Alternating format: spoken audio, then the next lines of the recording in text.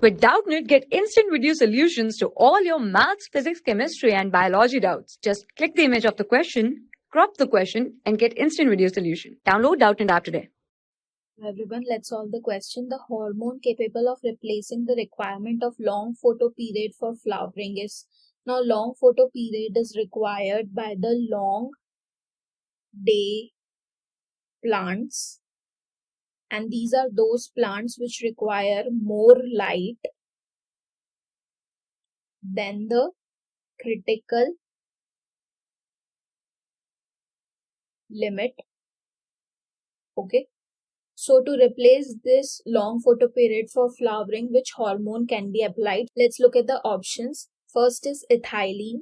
Now this is required for fruit ripening. So this is not our answer. Then second is auxin.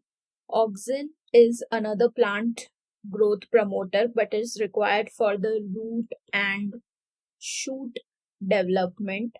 Alright, so this is also not our answer. Then third option is gibberellin. Gibberellin is also another plant growth promoter and is required for various growth and development processes in plant.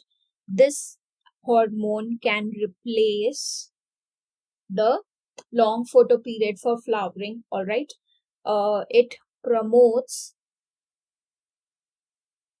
flowering. Alright, so gibberellin is our correct answer, and the last is cytokinin. So cytokinin is the hormone that is required for cell division. So this is also not our answer. The correct answer is option 3. Thank you.